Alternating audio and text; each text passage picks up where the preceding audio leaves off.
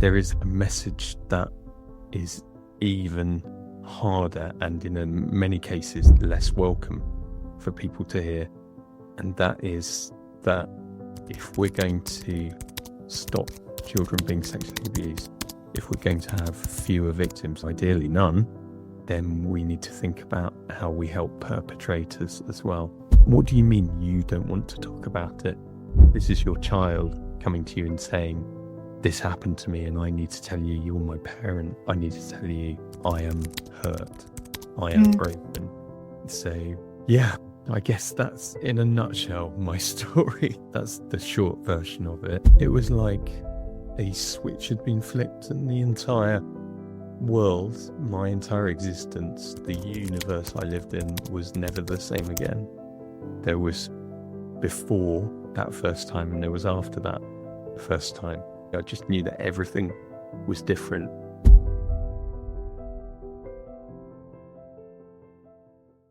Hi everyone, and welcome back to the Be Brave Project podcast. I'm so glad to be back. I've had a few weeks off over the Christmas holidays to have a bit of a break, ground myself, do a bit of self-care, and I'm now back. And the first person I've got on today, the guest, is Mark O'Sullivan.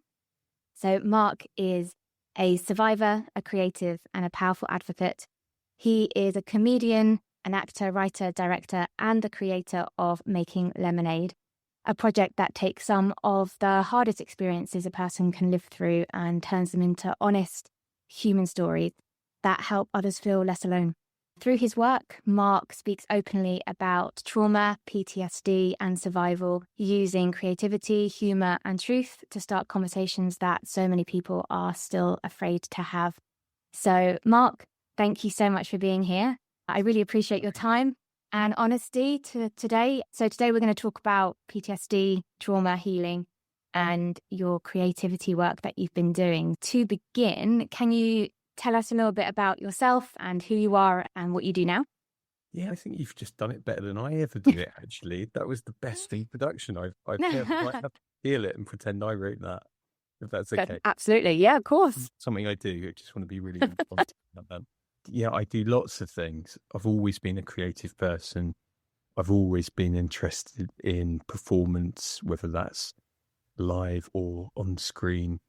And as you said right at the beginning, I'm also a survivor of sexual abuse, among some other things. And I've learned how to use that stuff in my work, which has been the most fulfilling thing I've ever done. And that in turn has sort of opened up doors to becoming, as you said, a bit of an advocate and someone with a voice to speak about what happened to me and what happens to other people and the sort of general state of things out there for us survivors. And I'm really keen to use my voice and my little platform to raise awareness of what this thing is and how it affects us and how that in turn affects everybody. Because I think it's really easy to think, oh, isn't that terrible, that thing that's happened to other people? And it is, of course, but everyone in our society is affected by it one way or another. And explaining that to people and opening people's eyes to that is really important, I think. Definitely. That's so true that it affects everyone. I think when it comes to child sexual abuse, people don't tend to think that it does affect them, but it does in some way or another. And I think that's really true, what you just said. You obviously wear a lot of different hats: comedian, writer, director, producer, now podcast host yourself. What made you think, with your experiences when you were a child, and where did you think, I need to use creativity to make sense of what happened to me? Oh, that's such a good question. I think I was always creative, always. I was always making up worlds and things in my head. And looking back now, I can say with pretty much complete certainty that it was probably an escape from my life and some of the more horrible things that were happening in my childhood. It was definitely, an escape, a way of coping with those things. And then it became a way of being accepted by people. I remember in secondary school, in particular, I was the funny one. And that was great because that was a way to A, get people to like me, and B, it meant I could be weird. And it was just, oh, Mark's a bit weird because he's a bit quirky and a bit funny. And actually, even though I probably wasn't saying it to myself in my head like this at the time, I was weird because I felt completely broken and different. And rather than just being this really odd, silent thing in a corner, I went the other direction, and I was big and slightly absurd and ridiculous and silly and a bit sarcastic. And I would sort of seek out the humor in any situation, not always in a welcome way. Everybody, I'm sure I got it wrong and probably still get it wrong even now. But yeah, that's what creativity was for me. And then it became my work and my career. And I'm very lucky to have had that and to still be doing stuff that, to get paid for doing this, is kind of, you go, this is incredible. And isn't someone about to come and tap me on the shoulder and say, excuse me, you shouldn't be here doing this? But then the biggest sort of shift has been in the last sort of 3 or 4 years. Well, no, actually slightly longer than that, because one of the other things that happened to me when I was still very young was my dad died really suddenly when I was 15, completely out of the blue. And obvious thing to say, but I adored my dad. I really adored him. And that loss has shaped so much of who I am, and still does, and shapes who I am as a person, who I am as a father. And so about 5 or 6 years ago, I started writing about that, and that became my first drama series on TV, a series called Tell Me Everything. And doing that made me realize that actually I'd been holding my own experiences probably subconsciously at arm's length. I'd been not letting them too close to my work. And actually the moment when I did let it into my work felt really healing. There were things like so the main character in Tell Me Everything was a present day version of me, but a much cooler version than I was in real life. But I set it in my actual hometown, Welwyn Garden City, and pretty much unbeknownst to me, in the first episode, spoiler alert, the boy's dad dies suddenly, and we filmed the funeral, and they actually ended up filming the funeral in the church that my dad's funeral took place. Wow. And lots of people said to me at the time and after, said, oh my God, that must have been awful. And it wasn't. It was beautiful. It was really wonderful. It felt, I'm remembering my dad. I'm remembering that bond, and I'm doing it in this really unique, way. And it's a privilege to be able to do this. And it just felt really lovely. And so around that same time, I started thinking about the sexual abuse that I'd experienced, and I realized I wanted to do something with that. That's amazing. I think I was really creative as well, but I did it in a completely different way. I was really quiet. And when I used to tell people that I was an actor, they'll be like, really? Like, don't come across like that at all. Because I was so quiet and so introverted. And I used to see the people that were really out there and funny. And I used to be thinking, I wish I could be like that. And I think an element of what happened to me was because I was like that. But I also think I was like that before my abuse happened. And I definitely think that's why he preyed on me, because I was so tiny and so small and so quiet and meek and mild. But yeah, I envied people that were so out there and funny and could just, I know obviously you were doing it to mask things that were happening to you. And it's just funny, isn't it, how people deal with it in very different ways. I think what you've done is incredible. And I love My Sexual Abuse, the sitcom. I think I was really, when I went to go and watch it, I was umming and ahhing because I thought, am I going to find this funny, or am I going to really I couldn't quite work it out. But actually when I sat down and watched it, I was laughing my head off. It was so funny because you're taking something so not nice, let's face it, it's horrific, and you're turning it into something comical, and you've got humor behind it, and it could have felt completely differently, but I thought it was brilliant. And I think sometimes actually turning something so dark and deep into humor sometimes actually helps the situation. And that must have been really healing for you as well. It was. And I've just got to pick up on something you said a moment ago, because you saying that you were envious of those people who were loud and out there.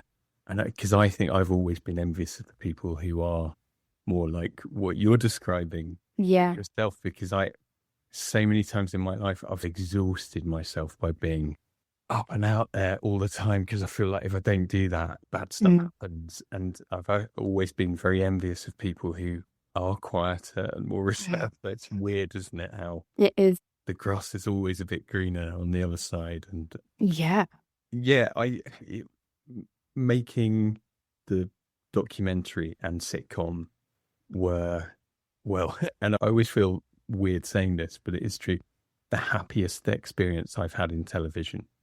And I've worked in television for the last sort of 10 years or so, although I'm working more in theatre these days, which is lovely.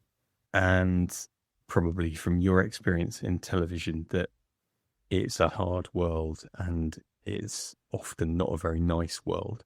And there are reasons for that. There's so much pressure, so much competition, but actually it's unnecessarily horrible a lot of the time. And I had some great experiences in my TV work, and some really awful ones that pushed me to the brink mental health wise.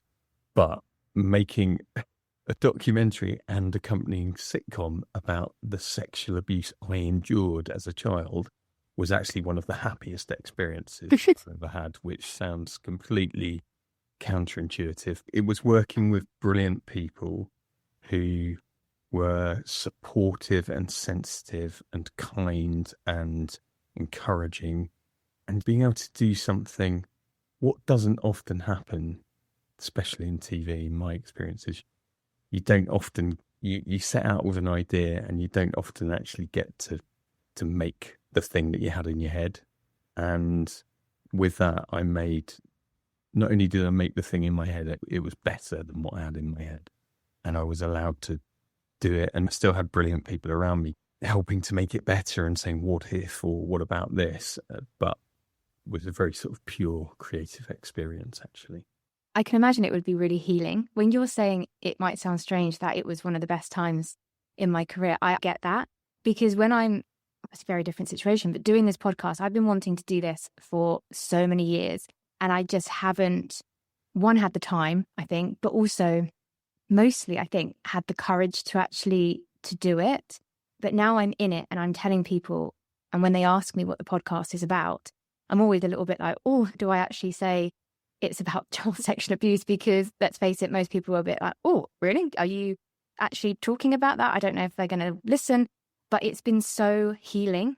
Yeah. And so inspiring, talking to people that are like me. And it can be such an isolating experience.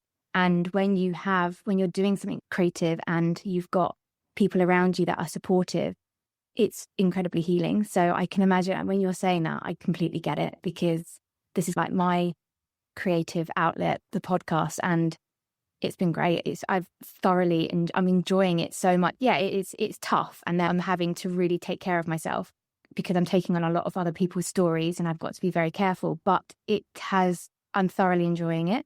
And when I explain that to people, they can go, you're enjoying hearing people's, I am, because I don't feel alone anymore. And it's just wonderful. I love that. I completely get that. And you're making lemonade. And that's the thing that I've been, shameless plug for my podcast, Making Lemonade. But the reason it's called that is because one of my best friends, when I got the sitcom commissioned and the documentary commissioned, she said, oh my God, you're making a sitcom about being sexually abused. That's the ultimate example of when life gives you lemons, make lemonade. And I thought, isn't it? Because we're taking something awful and horrible and we're turning it into something good and important and worthwhile and healing. And why shouldn't we? Shouldn't we do that? Absolutely. And why shouldn't we enjoy it as well? Because we've had enough joy taken away from us. Let's find it where we can. Absolutely. That's really lovely to hear, because also I think there's a massive part of me that hasn't wanted to do this because I felt a little bit of guilt about doing it, if that makes any sense, where I think, oh, should I be doing this? Should I be enjoying this? And should I be talking about it? And when you've just said that, it's gone, actually, yeah, I should be enjoying it because we've had so much shit. So absolutely, we should make something good out of it. So yeah, definitely. Good. I'm pleased about that. Do you want to discuss a little bit more about your story and what happened to you? And then we can go into the other sort of trauma elements and the PTSD and stuff like that. Of course. It's funny, isn't it? Because probably like you, I've spoken about what happened to me a lot now. And there are two things that happen when I talk about it. One is that I kind of naturally go into that groove of explaining it the way I've explained it 100 times. But there's always a bit of you going, I'm describing child sexual abuse here, and that's awful. And lots of people won't know what that looks and feels and sounds like. So I've always got these two things in my head. It's not a script, but it sort of almost is as well. And I'm really conscious of it not being like that, if that makes sense, because it's so big and powerful and important. So I'm like the majority of victims in many ways, and the abuse that I suffered was in a sort of family domestic setting, and it started, I can never totally easily pinpoint exactly how old I was, but I think I was around 11 or 12. And I was the youngest of 4 children by some way. Like, my eldest sibling was 12 years older than me. And I think I may have been a bit of an accident, but that's fine. I'm cool with that. A happy accident, I hope. And we were a strange family, not very cohesive in lots of ways. We had sort of allegiances and teams. So me and my dad were very close. Me and my mum were closer after he died, I think. But because there was quite a gap between me and my siblings, I was never terribly close to them growing up. But actually, my eldest sibling, my eldest sister, because she was 12 years older than me, she looked after me a lot when I was very young. And so me and her were very close, actually. And she met a guy when I was probably 6, 7, 8 years old, and he came into our lives. And there was lots of other stuff in my early childhood, not just early, that already started that wasn't very nice. And when he came into our lives, and I loved my sister very much, it was like, oh, these two people, I get to spend time with them, and I get to go out and do things with them that I hadn't got to do. There was very much that kind of youngest child syndrome where everything had been done in the family already, and there's not really any money left for anything else, or kind of energy for anything for you. And so suddenly I was being treated loads and taken out places by my sister and him. And it got to the point where I just absolutely loved being with them, and being with him, and felt really special. And then he and my sister had a child, and it's funny how you rationalize things at the time. I was encouraged to help them out because my sister was a nurse, and he was a really heavy sleeper, I was told. And would I go and stay around there while she was working nights when the child was very young, and so that I could hear if the baby cried or whatever. And of course, no problem for me at all. I wanted to help them out. And that was when it started. I was staying over. It's funny how, looking back, you go, oh, all the pieces were there, weren't they, actually? All the thing, I was groomed, didn't know it at the time, and don't remember saying those words to myself till about 10 years ago, actually. But I was groomed in a very, I guess, quite a sort of a sort of regular way, if there's any such thing as a regular way to groom a child. And yeah, it's like most of us, the first time something happened, it was like a switch had been flipped, and the entire world, my entire existence, the universe I lived in, was never the same again. There was before that first time, and there was after that first time. And so, yeah, it happened. I didn't know what had happened. I didn't understand what had happened. I couldn't put it into words because I didn't know what those words would be. I just knew that everything was different.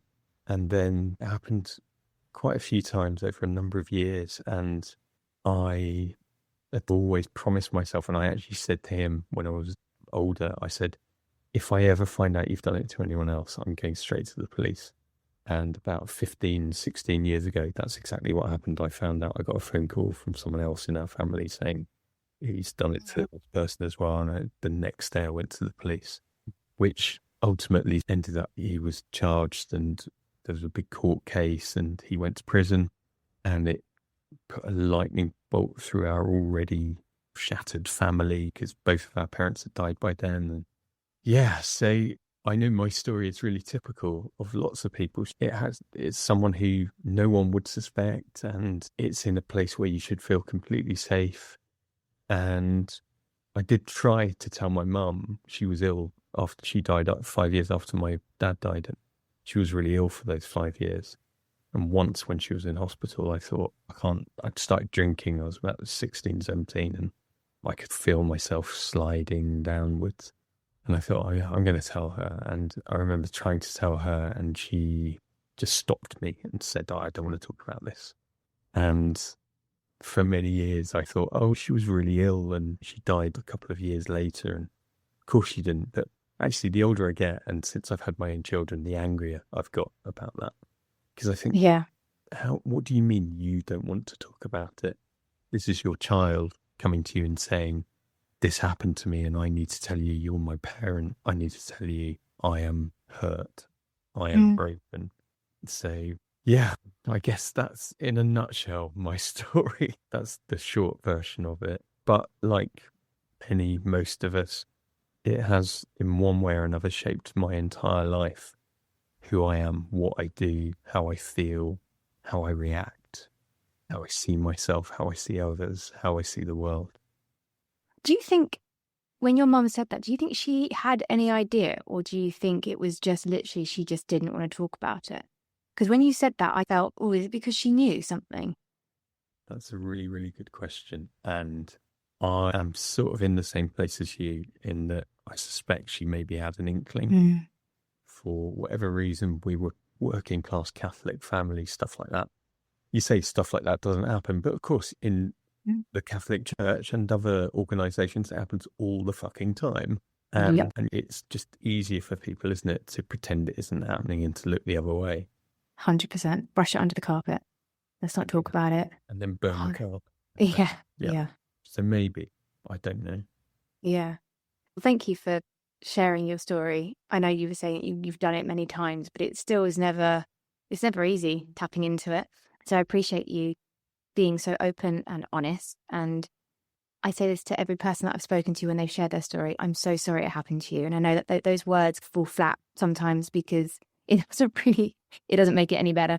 I love that you say that, because I think we met last year, didn't we, at the NSPCC event? And I think one of the things I shared there was something I'd started saying to people, which is it shouldn't have happened. Yeah. And I started saying those because, and I know it's something we're going to talk about in a while, but when I went and did a therapeutic dose of magic mushrooms with therapy in the Netherlands, I said it out loud to myself during that trip, and I realised no one had ever said it to me before. Yeah. So I love that you say that. I really do. Good. I'm glad. Because I when people say it to me as well, I think I know that they don't really know what to say. And the only thing that they can say is, I'm so sorry. And I'm so sorry that happened to you. I'm so sorry. And it's like when they're grieving someone that they love and you think, oh, I'm so sorry for your loss. And you think that's probably not the right thing to say. Like, what is the right thing to say? But yeah, I'm so sorry it happened to you. And it's shit. It's really shit. So yeah, thank you for sharing it and being so honest and open. I do really want to talk about your trip to Amsterdam, when you were talking about that when we met last year. And I've still, since hearing you talk about it, I've been wanting to do it. There's an element of me being scared, I think, but I do think I will definitely do it at some point. Not sure when, but we will definitely touch on that. But I want to go on to, as you've obviously spoken about your story and what happened to you, and you talked about trauma. And you talk about that a lot in your speeches and stuff, and how it's shaped you and who you are. I wanted to touch on that because you mentioned what happens to us. It shapes who we become, how we react. I think that's a massive one because I'm such a reactor and I'm really trying to work on it, especially when I'm around my daughter. I do definitely react, not just her, just anyone actually. and who it's made me who I am today. And I always wonder, who would I have been if it hadn't have happened, and all of that sort of stuff. But I want to talk about PTSD because it's something that I really find quite interesting. So when did you first realize that PTSD was part of your experience? I have had diagnosed depression and anxiety for decades, and I've been on medication for it for decades. And I think medication is a really good thing, because it actually, when I first started taking Prozac, I think it was over 20 years ago, it changed my life, because it gave me a balance I'd never had before. So PTSD, there was a moment, I can almost pinpoint the moment, and it was probably in the sort of year or so before I made the documentary, when I work from home a lot, and this is the room that I do most of my work, most of my writing in. And I realised, this is going to sound really odd, but I realised I try never to stand near any window when I'm inside a house or a building. So it's very rare for me to stand in front of that window over there. This one I can't stand in front of because my desk is here, but also that it looks out onto the back of my house. But I realised I never hover near windows, and I suddenly thought, why is that? And then as soon as I asked myself that question, I got the answer, and it was, obviously, in case someone shoots me. And that answer came back, and I heard it in my head as, obviously, in case someone shoots you with a gun. And I thought, okay, that's interesting, because I've never been in the military at all. There is zero chance of me ever being anywhere near the military in any shape or form. I'd be useless, for one thing. And B, I've never been in a war zone or near a war zone, and I've never held a gun. I don't think I've ever seen a real gun in my life. But this very real feeling of, if you stand in the window, there's a fair old chance someone's going to shoot you. I realised I'd had that in the back of my head for as long as I could remember. Wow. I suddenly thought, that's not right, is it? No, probably It's not normal, whatever normal is. So I decided to go and get a diagnosis of something. I thought it might be PTSD.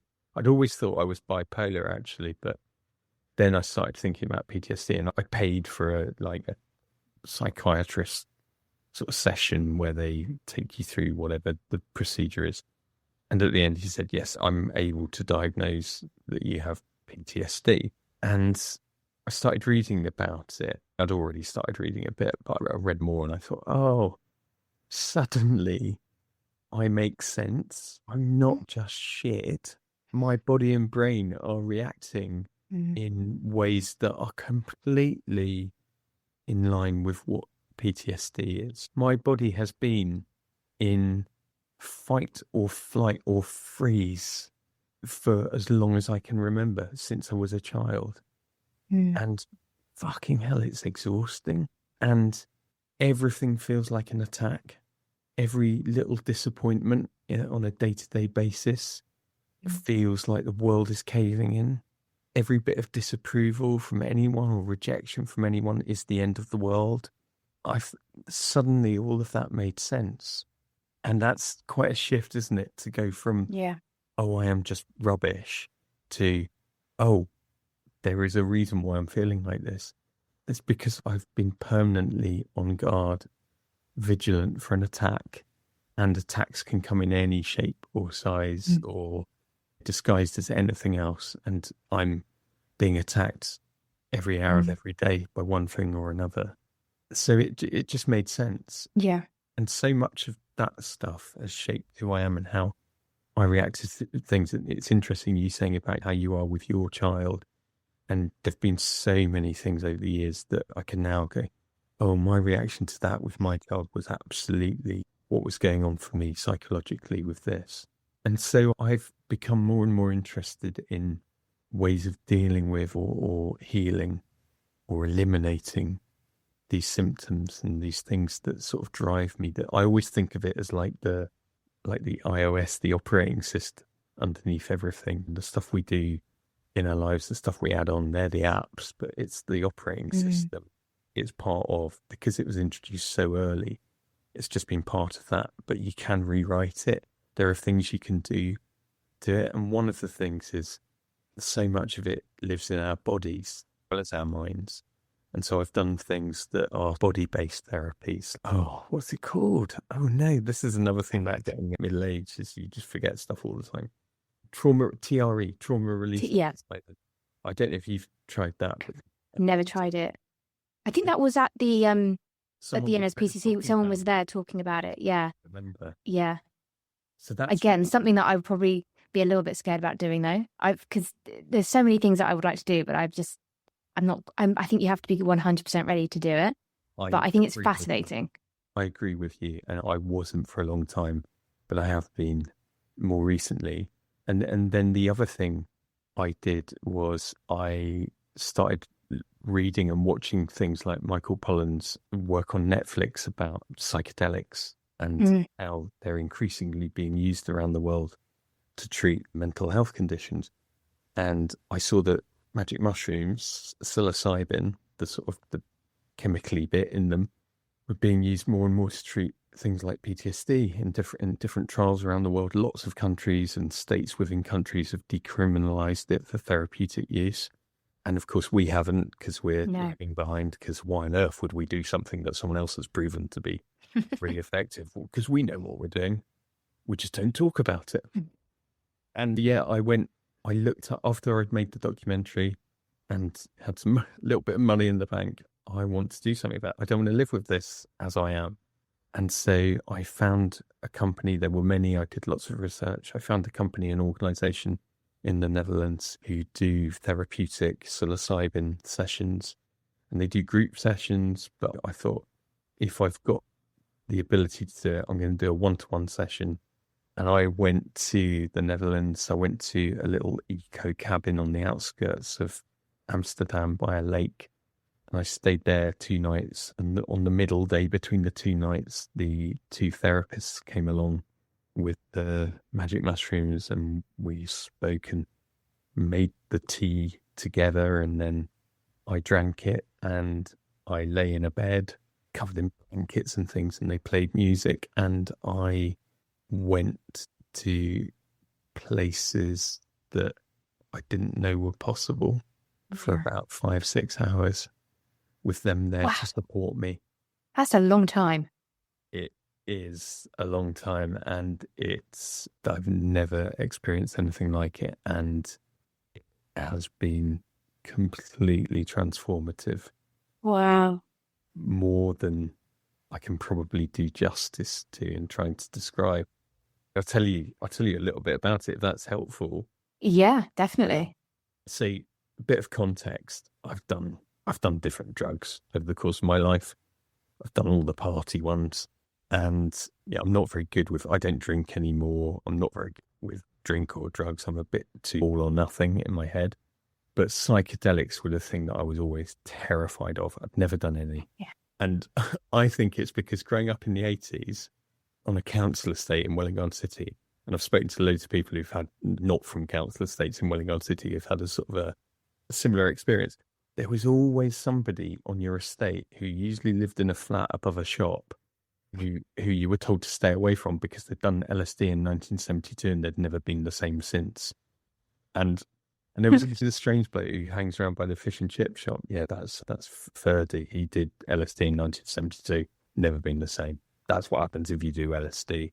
The idea of psychedelics was just terrifying. And so I was properly scared going and doing it. But I spoke to them. I did lots of research, spoke to lots of people. And the therapists that I worked with out there were just amazing. We had sessions online before I went out there, and then sessions after to integrate what I'd been through. But so I'm lying in this bed thinking with an eye mask on, there's music playing, and I've got a really weak bladder and you have to drink quite a lot of tea. So I had to, sort of throughout this, I had to go to the loo several times. And amazingly, you can come out of the center of the universe and go and do a wee and then sort of go back again. You know, it's kind of, you are in control of it. 2 things that people said to me before I did it were, firstly, that it takes you where you need to go, and secondly, that it's like having a lifetime's worth of therapy in a day. And I thought, let's see what happens with the first one. And the second one, I thought, that's bullshit, isn't it? And it wasn't. Wow. It absolutely wasn't. So I'm lying in this bed, and I didn't speak to them about what the music was going to be. They just have this playlist. But as I'm lying there, this piece of music comes on that I know really well. I'm a bit of a geek for choral music. A piece that I know really well came on. And as I'm listening to it, I suddenly realized that some of the notes, these chords that were being sung by this choir, were getting longer, like longer than I know they are in real life. And then this is the first time I knew something was really happening.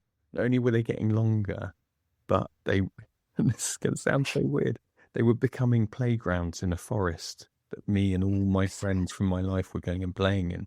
But not even visually, just as a sense, as a feeling. Wow. I thought, if I have a few hours of this, I'm quite happy. This is nice. Yeah. Good music. I'm in a sort of a sensory forest with all of my friends, like the Lost Boys.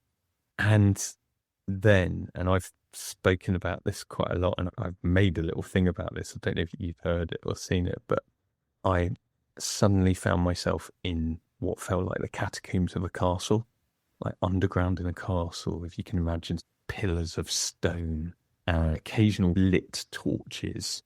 Okay. It was basically this vast, dark area. You could just make out pillars, and it was space and darkness stretching in every direction. And I became aware that I wasn't alone down there. And it was as real as I'm talking to you now in this room to me. I'm there. And even though I was afraid of whatever it was that was down there with me, I thought, I need to know who it is. And so when I would move, I would sense that they were moving as well, and that they were trying to evade seeing me.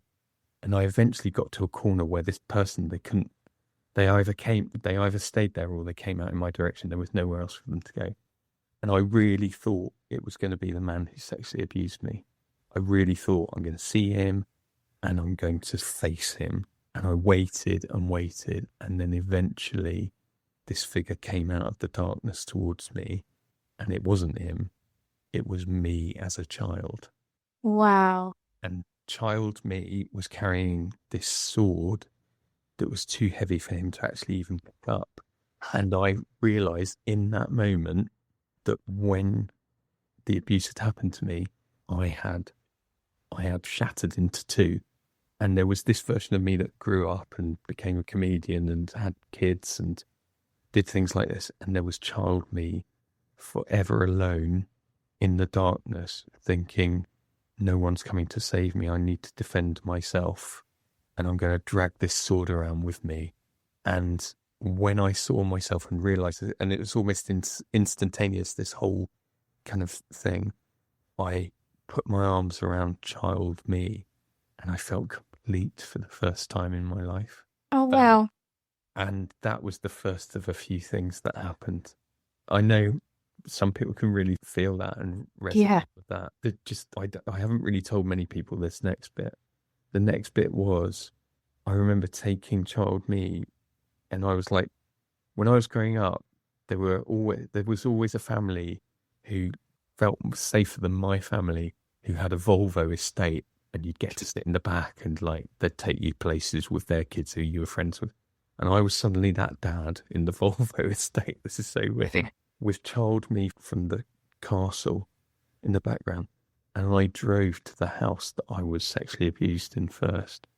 And I kicked open the door and I ran upstairs and I grabbed that version of me from that bedroom and I carried him down and took him and made him safe as well. Oh, I can resonate with all of that. That's why it's making me really emotional, because that's, yeah. And I didn't know any of that was going to happen. I didn't know I was going to feel any of that. I don't want to upset you. I don't want to upset you anymore, Clay, but I've only told a few people some of this detail, but I'm really happy to share it because it was so amazing, the experience I had. And this is what happened. This is where I went, among other things. But one of the next places I went to was, I went, and I subconsciously went in thinking about these things. Of course, I wasn't going, oh, I want to go here or I want to go there. It was like, it was going, I know where I need to take. I know where to be. And the next place it took me was to the morning my dad died, and my last moment, my last sort of exchange with him ever, which was when I was 15 and he tried to wake me up before school. And I was a grumpy 15-year-old and I wasn't very nice to him. And he went off to work and I went to school. And later that day, someone came to school to collect me. We got to the hospital. He'd died. And in this version of me in that car, I went to my house and I went to the point where my dad had just left for work. And I got 15-year-old me out of bed and we chased after my dad so that I could tell him I loved him. Oh my God. Yeah, it was pretty good. Yeah, it sounds very good. It was just amazing. And I think from all of my research into psilocybin, and I've had quite a few talks with some MPs who are trying to get it decriminalised in this country at the moment for therapeutic use as well. Everyone's heard of a bad trip. That doesn't seem to be something that's very common at all with psilocybin. You can have, not sure about that, or nothing really happened.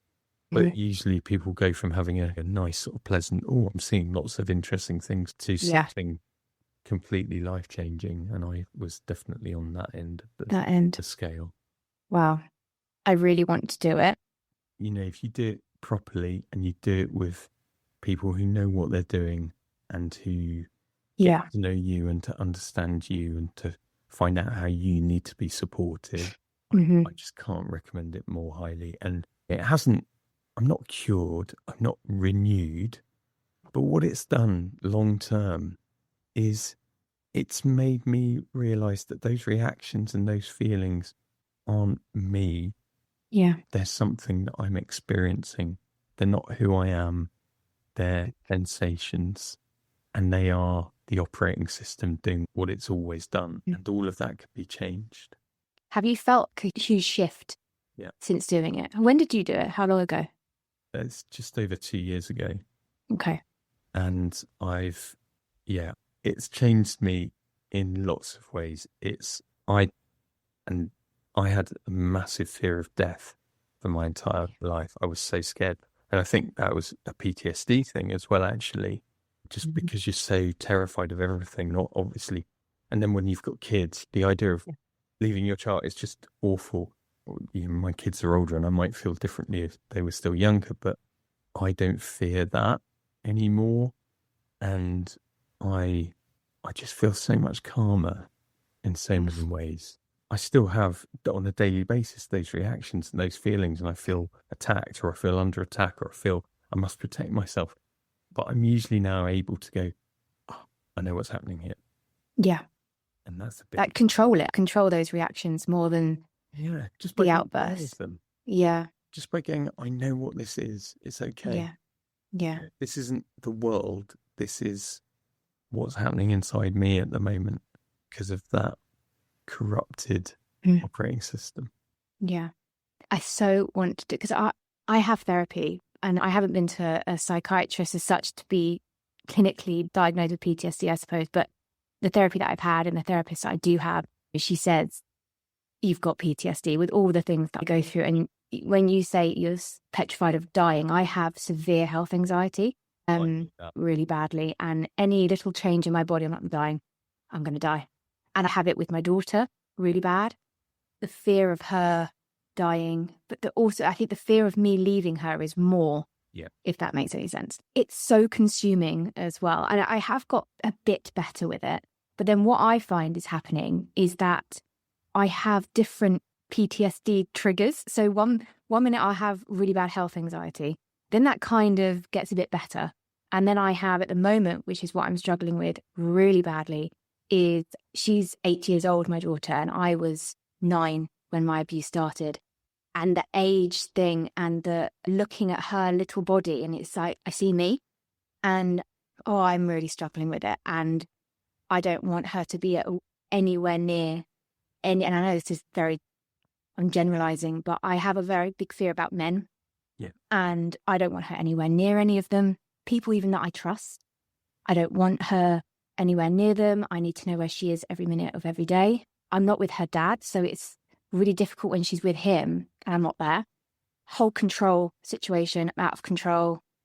And it's a real thing. And I keep having flashbacks and terrible. I'm working through it at the moment. But a massive reason why I want to do what you've done is because for me, and like you were saying, you're not healed.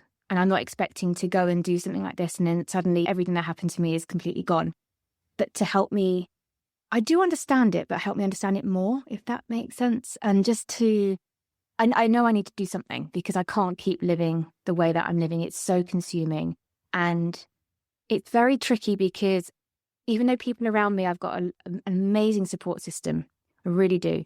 But I find that they get a little bit frustrated with me because I'm not rational. And I know that I'm not rational when I'm saying all of these things. I don't want Beatrix going around, that's her name, going around to have a play date. I need to be there because I don't know who's going to be there. But I don't know these people. I don't know the dad. And it is more men. And I know that women can be just as bad. But for me, because my abuse was obviously done by a man, it's very much like that. And my mum and other people around me, for goodness sake, Chloe, nothing's going to happen to her. Nothing's going to happen to her. But you don't know that because it happened to me. And I think people are getting frustrated with me. And it was the same when I had my health anxiety. Oh, I've got cancer or I'm going to die. For goodness sake, Chloe, you're not. You're fine. You're fine. I'd go to the A&E. I'd go to the doctors all the time for reassurance and to make sure that nothing was happening, Yeah. So when you were talking about what you experienced and you doing this in Amsterdam or near Amsterdam, I so badly want to. It might not that might not happen to me. I might go there but I really want to try and experience it. There is a fear, definitely. I've never taken drugs, so that's for me. It's like, whoop. I think that's an okay fear because these things there are ways of doing psychedelics which are really harmful, but certain ones like psilocybin, when done properly, you've got more of a chance of being healed, I think, from everything I've learned, then you've got more of a chance of coming out in a better place than a worse place. Yeah.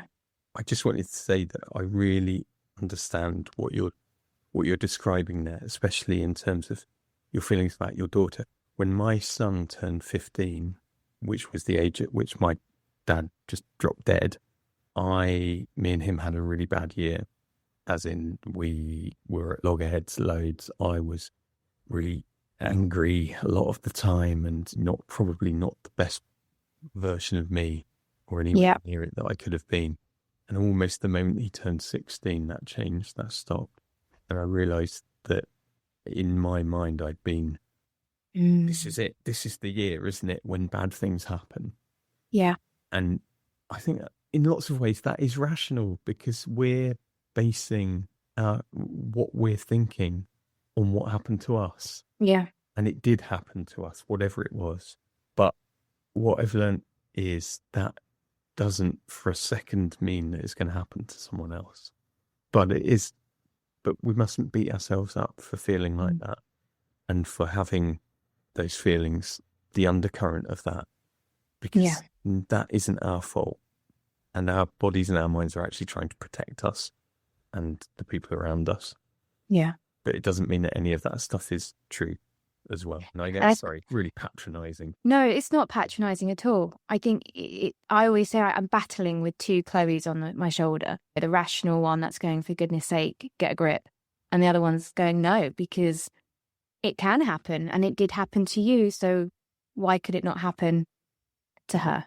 Can I tell you the best bit of advice I ever received for my health anxiety? Because I've gone from a slight pain to cancer within 15 seconds in my head. Yep. And the visions of me saying goodbye to my children on my deathbed. All of that. Planning out my funeral and everything. Totally. Yeah. So the best bit of advice someone gave to me was, when you get that sensation, that pain, that lump, that slightly different thing, wait 3 weeks. And if it's worse, hasn't gone away, or it's worse, or something suddenly gets worse, then you go and speak to someone. But 3 weeks is the time to give it. Usually what happens is you go 3 weeks, okay, you've got 3 weeks, and then you forget thinking about it. And next time you remember, it's not there anymore. Yeah. So that's really worked for me. If you'd want me sharing that. No, I think that's great. I have tried that. It doesn't always work. And I stopped the Googling because for me, looking online and Googling was just, I'm very much, if I feel something or see something or something's not right, I say to myself, do not pick up your phone, Chloe. Put it down. And honestly, sometimes I see myself and I'm here and I'm on my phone. I'm thinking, how did I get this in? How am I? I'm like, how did I even do that? And like I said, my health anxiety at the moment, I feel like it's under control, if that's even the word. It probably isn't. It's just in the background waiting to, yeah. And I feel sometimes there's just different triggers. Yeah, I find PTSD. And it was only until my therapist actually said to me, that is a trauma response. That is PTSD. That is everything that you're experiencing is so normal. It's what's happened to you. You were so out of control. So now you want to control absolutely everything. And not even in just that, in every aspect of my life, I want to be in control. And if I'm not, something bad's going to happen. Yeah. It's just trying to find out how and ways of dealing with it. And therapy for me is one of the ones that I have therapy every 2 weeks. And honestly, if I didn't speak to her, I think I'd be an absolute hot mess. I'd continue with that. I am starting to try EMDR. Have you ever done EMDR? Yeah, I have. Yeah.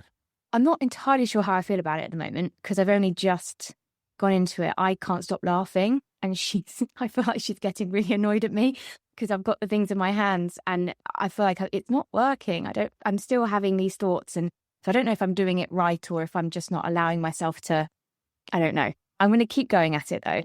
EMDR, my understanding, and I'm not an expert at all, but it's got similarities to CRE, which it's shaking, but it's actually 7 sort of very light yoga positions that end up in a position where you're lying on the floor and you're allowing your legs just to shake a bit.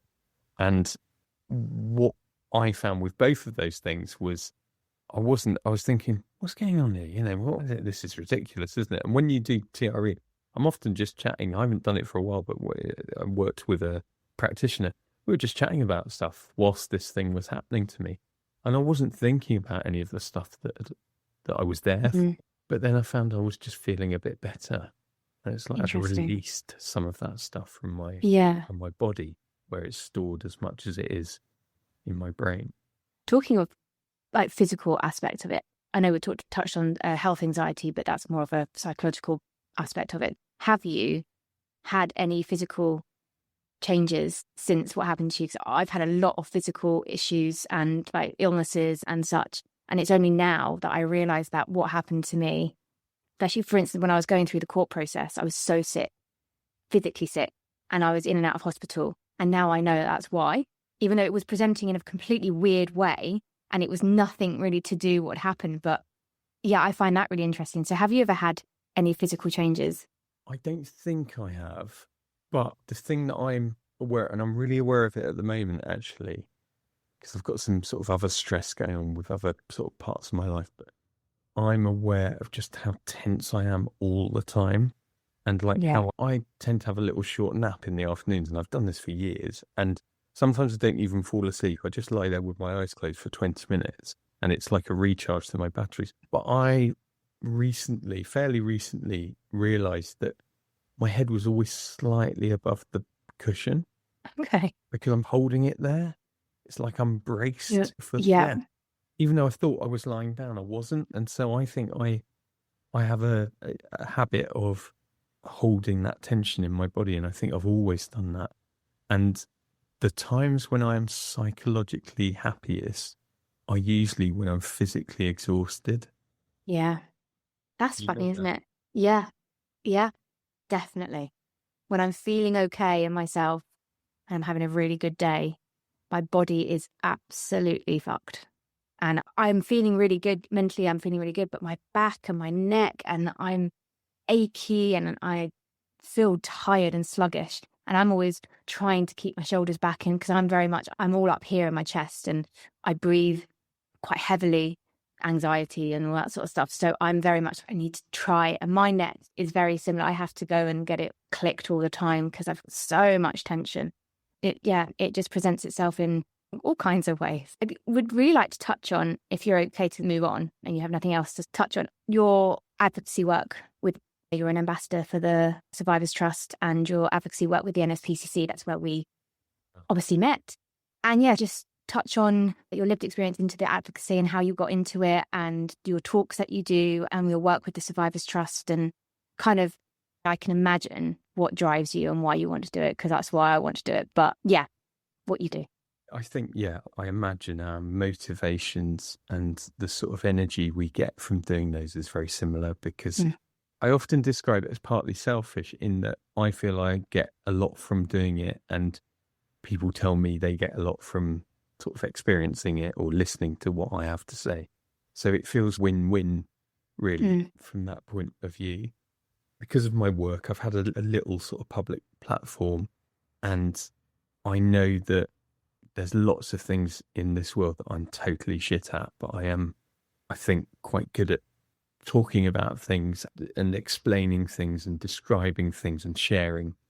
And I really enjoy doing that, and I really enjoy facilitating others to do that as well. I love that. Feels like a sort of flow place for me. And so I do it because people tell me it helps them and helps others. I do it because it helps me, both kind of getting stuff out of me, but also knowing that I'm helping others helps me. And I do it because I know that anything I do that helps, even in a small way, to bring about some change. So, for instance, my work with the Survivors Trust, who are a wonderful organisation, last autumn was the 3-year anniversary of the ICSA inquiry publication and the 20 recommendations. And at that point, the 3-year anniversary, not one of the 20 recommendations made by the 7-year inquiry had been implemented. And we knew we needed to do something. And I was able to draw upon my skills and experience to help with that. And that was just so rewarding. And I know that it's already helping to bring about some change and some movement. We made a couple of short films. We had an event in Westminster, and I just want to make as much lemonade out of these lemons as I can. Yeah. My lemons and the lemons of other people as well. That feels like such a good thing to do. Yeah. And as I say, I do it for others and I do it for myself. Yeah, definitely. And me too. I'm doing this for me. Like I said before, it's a really healing process, but there needs to be a lot of change. And if you have a voice and you're able to speak, because not everyone is there yet, if you're able to do it, I think it's incredible. And it takes a lot, and it is very brave to do it and stand up. But I know that when I do my speeches, like I said, I'm standing up on that stage and I'm doing it for me and little Chloe, but I'm also doing it for all those other people in that room where I know that it's 1 in 4, 1 in 5, I think it is. 1 in 4? Can't remember. Yeah, it's not a lot. It's a lot of people. And like the other day, about a month or so ago, I did a speech and there was about 350 people in the room. And I thought a lot of these people have experienced something that I've experienced, and they either haven't come forward or they're not ready to yet. And if I can spark one bit of change, like one person that feels the confidence to go, or she did it, or if he did it, then I can do it. Yeah. And that's how we make change, isn't it? That's how you start a movement. But I'm also very aware that not everyone is in the position where they can do that yet. And it's taken me a very long time to get here, a very long time. Back when I came forward in 2017, there is absolutely no way that I could be doing what I'm doing now. So when you do your speeches and your events and you're speaking to the public, what are the core messages you want people to walk away with? These are such good questions. I don't ask questions as good as this. I suppose I want people to go away from like a talk I've given or whatever, feeling that they understand a little bit more about what it is and how it affects people and how it affects them as well. That's really important, actually. One of the things that I'm always so keen to point out is that no one is unaffected by sexual abuse, because people who commit crimes, people who are addicted to substances, people who display antisocial behaviour, problems in relationships, you don't usually have to dig too far to find trauma in those people's lives. And not all of it is trauma of sexual abuse, obviously, but it's more than well represented in those people and the trauma they've been through. And it costs, some people think in terms of money, and it costs billions every year just in the UK. It costs us billions every year dealing with the ripples outwards from sexual abuse. Yeah. In people not being able to work because of the way their trauma is affecting them. And that's a message I think people really need to hear. And then there is, and in fact, I'm on my way this afternoon up to the Midlands because I'm giving a talk tomorrow for an organisation to do this. There is a message that is even harder and in many cases less welcome for people to hear. And that is that if we're going to stop children being sexually abused, if we're going to have fewer victims, ideally none, but fewer, then we need to think about how we help perpetrators as well. And I know many people, whether they're victims themselves, aren't ready for that and don't like that and don't want to hear it and certainly don't want to be anywhere near it. I, for whatever reason, have always thought the way we deal with people isn't right. It isn't productive. Just doing what people do, which is to shout nonce and physically attack people and drive them into the darkness. That doesn't help victims. That makes more victims. Yeah. Because if people are completely isolated, can't get any help or support, they're going to offend. They're going to be more likely to offend. Whereas if we find ways of saying, you've done this awful thing, you need to first of all acknowledge that what you've done is awful and the harm and hurt you've done to people. But then we need to find ways to help you not do it ever again. And for some people, that's being in prison their whole lives. But for many people, it isn't. It's how can we give you the resources and help you be in a place where that isn't something that you're ever going to do again. And the other message we need to get out is, and it's hard in this country because there isn't much, there is some, but not much, is to those people who have those feelings and urges and that haven't yet done anything, but might, we need to say to them, we need to help you. Yeah. We don't do it in this country. There's one service that I can think of that's like everything else chronically underfunded. And people, when they hear about it, they go, what, help, what, hug a pedo? No, it's not that. It's, we want there to be fewer victims. Yeah. And one way we need to do that is to go, right, what do we do to help perpetrators not harm people? Yeah. That's hard though, because you're trying to shift a completely different perspective. And when I find it difficult, don't get me wrong, I do find that difficult because I don't think I'll ever forgive him. I don't know. Never say never, but I'm not entirely sure right now. Definitely not right now. Probably because he has never admitted it and he still doesn't admit it. But it's hard because, like you were saying, most people are like, oh, a pedo, like pedos just need to do this. And they don't hang them, castrate them. And it is trying to change that perspective. And I think what you're doing is incredibly brave because, someone that has experienced someone that was clearly a paedophile, a perpetrator, rapist, or whatever you want to call them, you've experienced it firsthand, but you're still trying to change the narrative. And really importantly, and I will say this if it's okay, I don't think you should ever feel like you have to forgive the man who abused you. Why the fuck should you? And I don't think I will, my perpetrator, weird thing to say, but he's dead now. And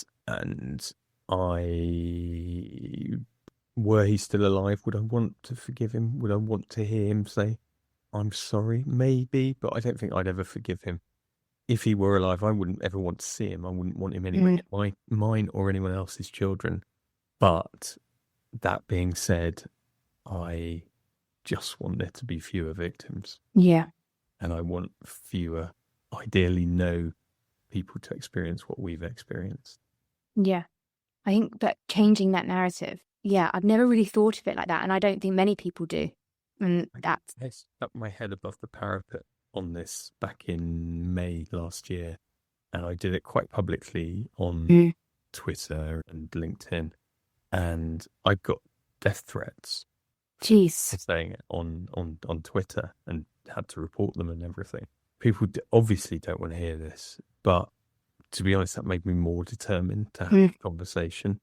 And I won't say too much about it now, but there's a couple of things that I'm doing at the moment which are going to put that sort of front and center of the work I'm doing. And I know lots of people are going to be either uncomfortable or upset or both by it, but it just feels like an important thing to do. And I've got the ability to do that. And believe me, it's not easy, because it's meant having conversations with perpetrators.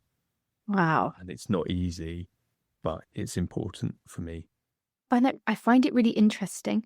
And you were saying just then, if your perpetrator or the perpetrator that abused you was alive, would you forgive him, or would you even want to see him? And funnily enough, when I was in the court, I had the blind, so I couldn't see him. Yeah. But now I really want to see him, and I have no idea why. I don't know whether it's because I'm in this place now, but I sometimes have visions of me marching into the prison, sitting down and going, right, explain to me, why did you do it? Why? I know that's never going to be a possibility. It's never going to happen. So I kind of understand why you're seeing it from a different point of view, because as much as it's uncomfortable and it's hard to think about that, I think there's an element of, if we try and understand these people and we try and get them the help that they quite clearly need, because let's face it, it's not a normal thing to want to do, then there will be less victims, and people like us won't have to have been through what we've been through. Getting death threats is despicable and disgusting, but you're always going to get people like that, aren't you? It doesn't matter what you are. And I know it's going to happen more as I'm getting more involved with this work, but it just makes me more determined. It makes it clearer to me that this is a conversation that lots of people, not everyone, but lots of people need to have. And I don't think it's a conversation that you or anyone else who's been through this ever needs to have if you don't want to, because why should you? Yeah. But I think there are people who need to, and as a society, we need to shift our thinking. I'm not talking ever about forgiving or understanding or explaining away these crimes, because fuck that. I'm talking about, this has happened.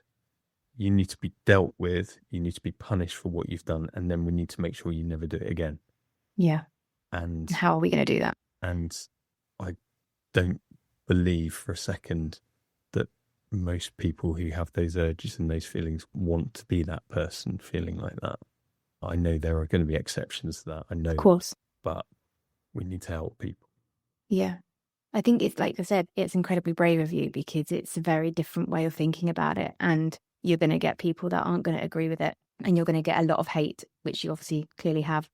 But you being that voice for us, and I think people need to remember, you're not being a voice for them. It's not about, it's about helping them to also then, the main thing is to then help victims.